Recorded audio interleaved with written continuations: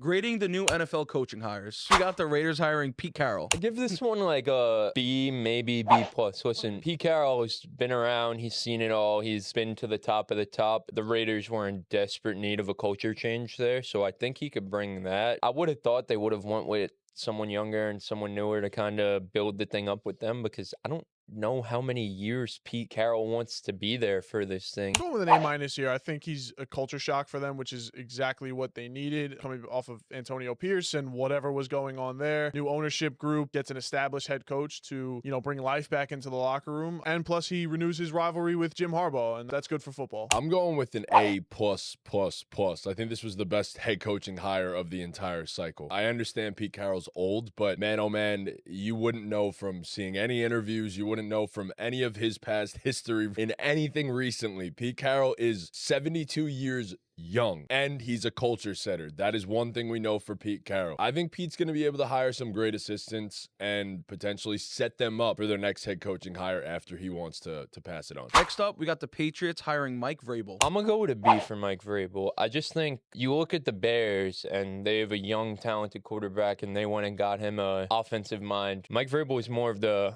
motivator type, not really a offensive genius. And I think for Drake May's development, you would have wanted more of a quarterback-friendly coach in there. I see the sentiment. I'm going to go with an A. I think Mike Vrabel can hire the right assistants to help out Drake May's development. I think that's fun. And then I think he's a phenomenal leader of men, which is something that's questionable about some of these coaches, but you don't have those doubts with Mike Vrabel. I'm going to go with an A too. I think recent success of a defensive-minded head coach, or at least a guy that is going to stay out of the way a little bit, culture set, all that good stuff, and a great young quarterback has worked in the past. We've seen that. So that's a great combination, just as well as a great offensive mind and a young quarterback. So I think Mike Vrabel was one of the better coaching hires you could have made for the Patriots. There's history there. We know Robert Kraft loves to dip into the pool of old Patriots assistants or players. Next up, we got the Jets hiring Aaron Glenn. I give Aaron Glenn a E plus. I think Aaron Glenn showed in his interviews this past week like he's gonna shock the culture a little bit for the Jets, but it's the Jets, man. I just can't feel too great about it. I feel like anytime the Jets make a move, it's just like, okay, cool. I'm going to go with an A minus. I do think this was the guy for them to get. And like you said, he's going to be a culture shock for them. Aaron Glenn comes from a great system where he learned from, again, one of the best motivators in football. And that's exactly what the Jets need. I'm going to go with a B plus. And the reason I don't go higher is honestly just because it's the Jets, Jets. I don't feel too good about any move they make at this point.